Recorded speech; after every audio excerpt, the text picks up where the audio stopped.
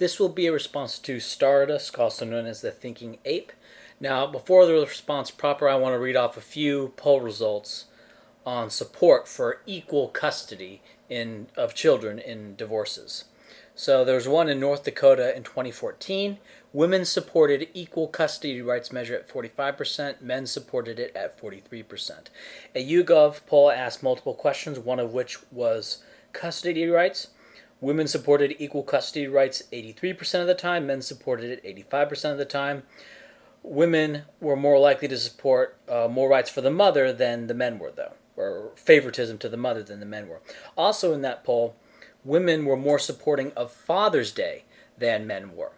In a Dutch poll on custody, 76% of women and 67% of men supported equal custody rights. A Belgian poll found that 69.5% of Belgians supported equal custody rights, but it didn't break down the results by gender. A 2009 Canadian poll found that 78.3% of women and 77.7% of men support equal custody rights, and women were slightly more likely to be strongly in favor of, right, with 48.8% being strongly in favor of equal custody compared to 47.2% of men. A 2014 poll in Canada found slightly less female support for equal custody, with 69% of women supporting equal custody and 12% opposed, while men were 75% in favor of equal custody and 8% opposed. Now, I don't know if these results go against things that MGTOWs are saying, because I don't know enough about what MGTOWs say. Maybe it does, maybe it doesn't. So since I'm already making a pretty long response to Stardusk here, I might as well just read those off here. So the first thing I want to address here, and this is a common talking point among MGTOWs, it seems, to me, from what I have seen, is that they say that race differences are greater than the gender differences. So there are a few things we can look at. First, differences in voting. In the 2012 general election, men and women did vote differently. Women voted for Obama 55-44, while men voted for Romney 52-45. However, whites voted for Romney 59-39. Moreover, white men voted for Romney 62-35, but white women still voted for Romney 56-42. If only white women voted, Romney would have had the biggest landslide since Ronald Reagan. If only black men voted, Obama would still be president. He would have won every state. Now, you can value that however you want. Maybe you think Obama was a great president. That's not what I'm talking about here. The point is that on politics, the race differences are much bigger than the gender differences. Okay, well, let's take a look at genetic differences. As pointed out previously in an article and in another video response, the genders are genetically much closer than the races. The genders differ on the Y chromosome, which deactivates certain genes on the X chromosome. This is functionally a 100% allele frequency difference on 458 genes. Long story short, this translates to an FST distance of 0.021, whereas the genetic distance between Europeans and Africans is around 0.166. So at a genetic level, the races are a lot more different than the genders, and I have an article where I explain this a little bit more, so linked in the description. On IQ differences. Now, as pointed out in several articles on the alternativehypothesis.org, IQ differences between Europeans and other races is anywhere from 15 to 8 to 6 points less than East Asians, or a maximum of another 15 points less than Ashkenazi Jews. But regarding the male-female differences, there has been a lot of research on it, and it's close enough to where, egalitarian researchers can bury the reality in the noise to a plausible degree, right? Now, I haven't done a lot of research on gender differences in IQ, but Lyndon Rushton say it's about 3 points, so it's probably about 3 points. However, the Wikipedia page has a huge section of people saying that there are literally no gender IQ differences. Now, this is something you do not hear on race and IQ. You don't hear researchers saying that, for example, that there's literally no difference in IQ between European Americans and Hispanics. Like, nobody says that with regards to race. Now, as it happens, from what I've seen, the gender differences in IQ are on visual spatial abilities, primarily, if not exclusively. And when you throw those out, the gender gap basically goes away. But gender differences in IQ, that's not a topic I deal with that much. So when Stardust says that the gender differences are vastly more important than the race differences, well, I mean, I guess it depends on what you think is important. I guess in terms of who's more likely to be interested in playing a first-person shooter with you, well, probably a black male is, I guess. So you want to hang around black males as opposed to white females? Okay. Now, evolutionary just so stories. Now, Stardusk has an evolutionary just so story about gender differences in reproductive strategies, causing them to be more different from males than the races are to each other. Because he says, that the black males and white males are both playing the same game, whereas white females and black females are playing the female reproductive game, which is fine. I think there's truth to that. Not because Stardusk said it, but I think there's truth to differences in reproductive strategies causing differences in behavior between the sexes. But the races also not only evolved in different climates, but have also evolved different degrees of adaptation to agricultural life. And I would recommend an older video I did called Agriculture and Evolution, which shows that races that have a higher tolerance to carbohydrates, right, which is, the staple of agricultural food production, also have higher IQs, are less violent, and have lower time preference. So yes, there is a difference between males and females, and we can point to evolutionary causes for that, but we can do the same thing with races. So the argument that male-female differences are bigger than race differences because you have an evolutionary story is kind of a silly argument, because because I have an evolutionary story for race as well. So, you having that sort of theory is like, oh, I have a theory too, and you can go check out like some data behind my theory. Anyway, the insignificance of the gap. Now, I don't know if Stardusk had said this anywhere, but whether he has or hasn't, this is an important thing to understand. That the precise magnitude of the racial gap is not that important, and since I'm already here talking about this stuff, I might as well go into this. Because even if Stardust doesn't bring it up, in this discussion, like, people are going to go, well, is 15 points, is 5 points, is it that important? I mean, a lot of people are fixated on, like, what is the IQ difference? Well, let me show you something. This is an image of test scores for whites, coloreds, Indians, and blacks in South Africa on a progressive matrix IQ test. Basically, pictures, patterns. Like, you complete picture patterns. And the questions get progressively harder as you get through each of the 12 questions. And so if you take the whole score, blacks in this probably scored like 85 overall compared to the white 100 or something. I don't remember, and quite frankly, it's not very important once you have like the breakdown data kind of like this. What's important from a psychometric standpoint is that on item 12, whites got the answer correct 72% of the time, blacks got it 33% of the time. And on item 24, whites got the correct answer 64% of the time, and blacks got it right 21% of the time.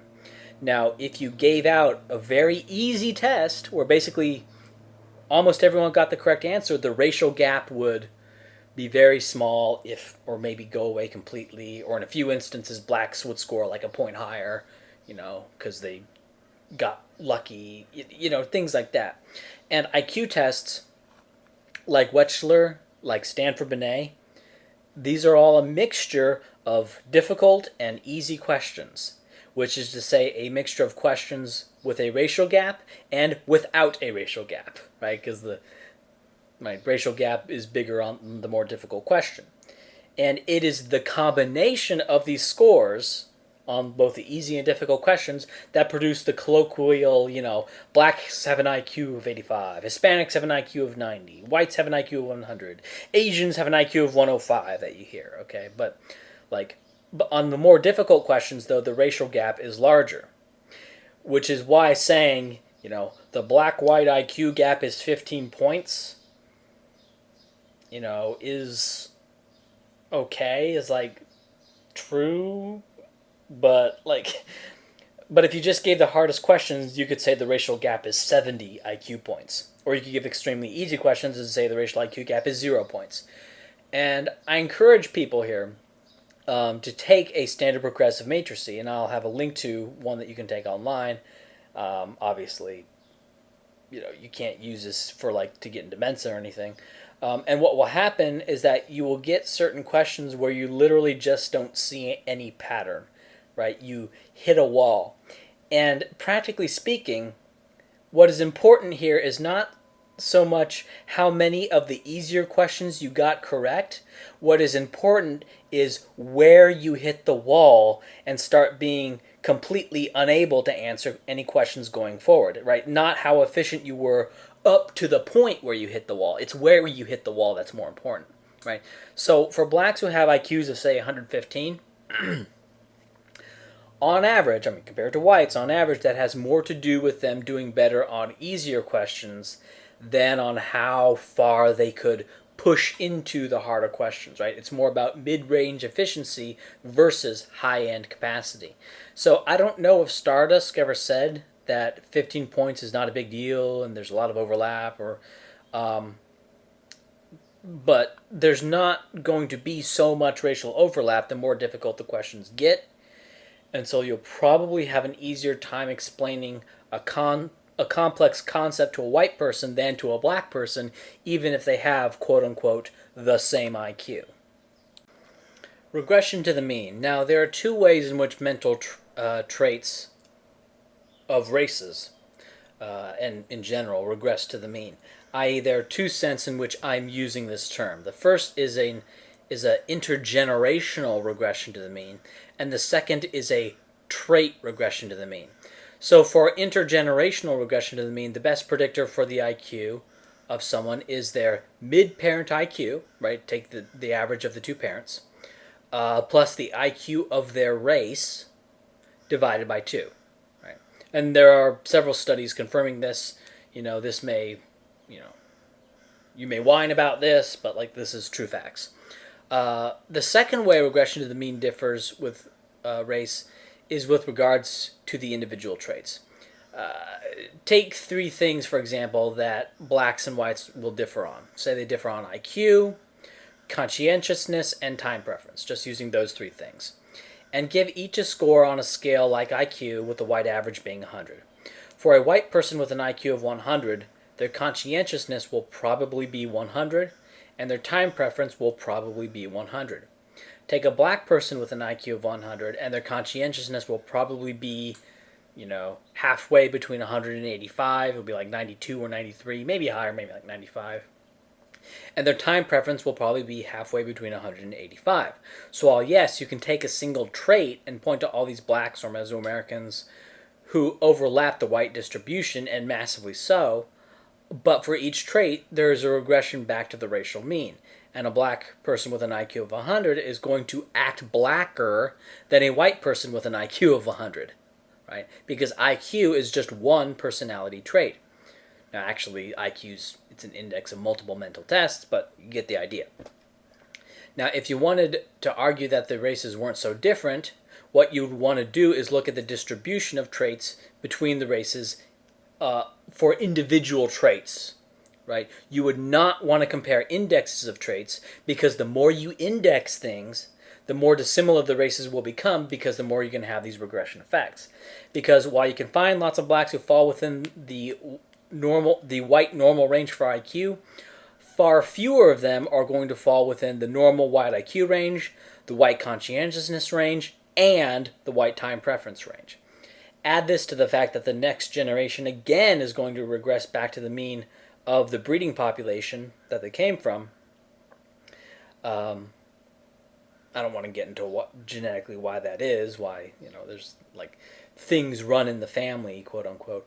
But the long run dissimilarity between the races is bigger than you would think if you simply compared individuals at single points in their family line and on single psychological traits, as opposed to indexes, bigger and bigger indexes. This is something that people who theorize a lot like to do, and that is to separate ideas from the people who hold them. Now, the heritability of political views based on twin studies, and this finding is replicated many times, is about 0.5.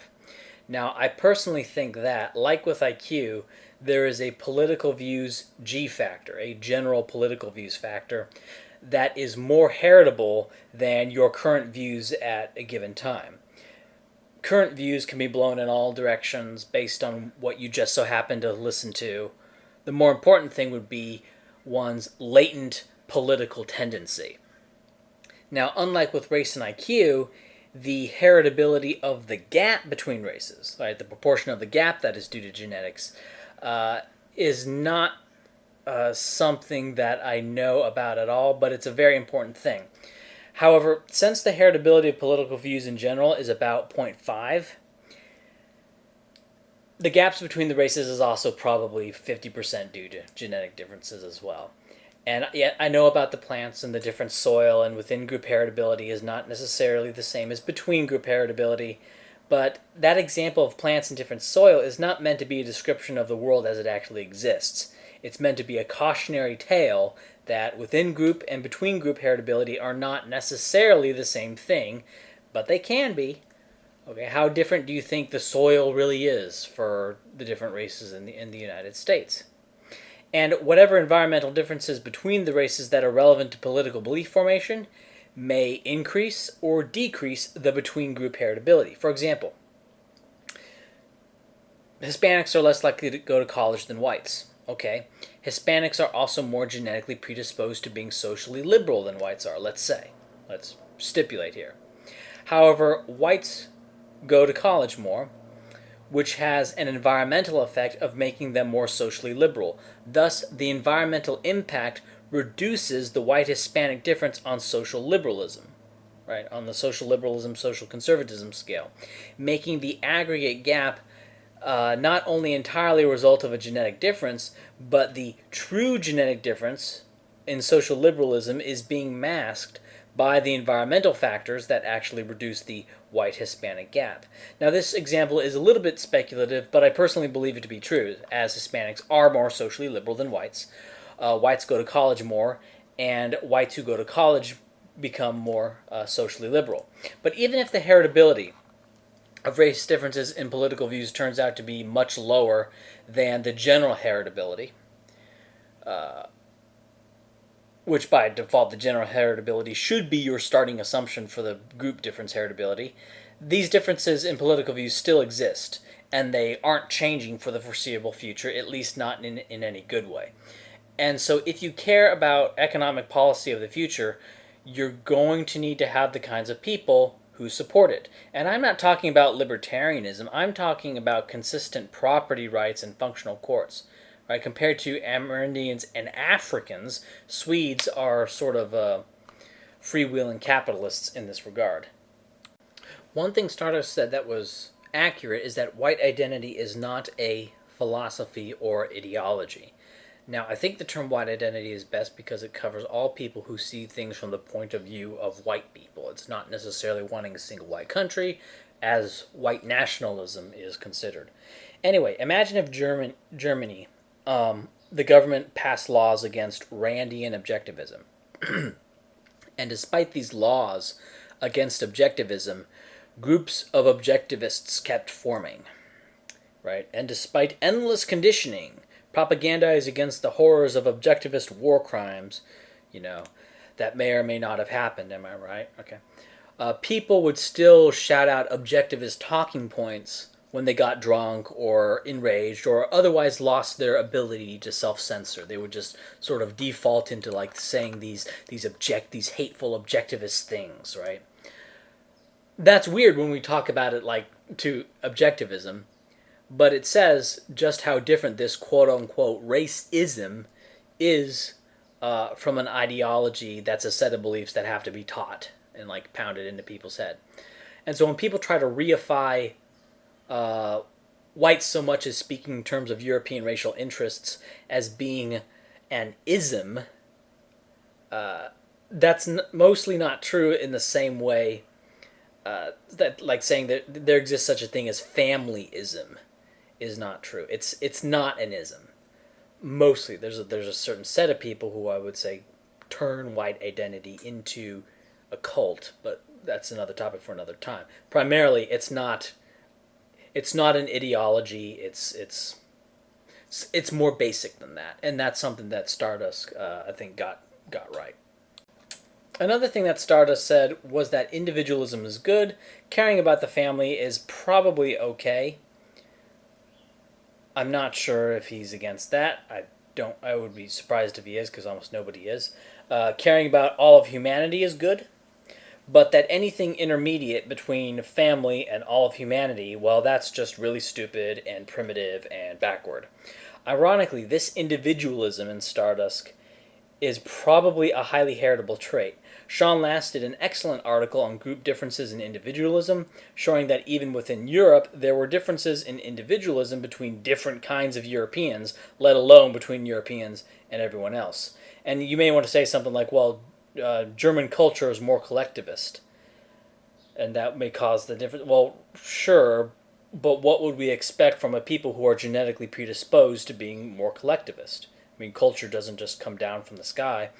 And so this individualistic outlook that Stardust cares so much about, practically speaking, depends on the collective preservation of not just white people in general, but Northwest Europeans in particular, and British people even more particularly. Even if you want to just assert no genetic difference between them, this is all non-genetic stuff, that all is environmental and culture isn't a product of people who are a product of their genes, and God just shat out a bunch of cultures that were then thrust upon people somehow. Even if you want to believe something like that, fine, but you're still left with the brute fact that this individualistic outlook that you claim to care about depends on individualists collectively controlling regions of the planet. Regarding pride, you like to deconstruct collective pride by saying collectives are just individuals who didn't necessarily do anything other members of their group category did. Right? Just because you're white doesn't mean you're in any way connected to Isaac Newton. But the thing is, you stop there. Right? Why stop your deconstruction there? That's pretty arbitrary. Now, I'm not interested in a debate on true subatomic determinism or string, whatever the quantum stuff is. But we know that atoms and molecules behave in a basically deterministic way. And to the extent that there is randomness or something else going on, or that we are observing not causal determinism but mere regularity, none of that is going to produce free will. Okay? And in addition, in over trillions of atoms of randomness, they will cancel out, producing, at the level of a human, operationally causal determinism. I mean, even if you want to get into some weird, like, subatomic things where, like, subatomic particles are not behave in non-deterministic ways, whatever, aggregate all that up, and, the atoms behave 99.9999999% predictably deterministic, and over trillions of those, you're going to get a functionally deterministic organism. So why have pride in your achievements when it was all set in motion, given that you're just a complex rock? See, we can deconstruct that as well. Also, practically speaking, the average person is average. So this hyper individualism that someone has is extremely elitist and kind of cruel outlook. Like, take a white guy who has an IQ of 80, who knows about the great empires of Europe and the great inventions and discoveries, and feels good to be connected to that. Pathologize that as pride or not. But then Stardust comes in and says, no, you're just a dumbass, that's all you are, an individual, an isolated, sad little man. Of course, Stardust doesn't quite say it like that, but he might as well. It's also philosophically completely arbitrary. Individual identity is no more real or valid than some other level of collective identity.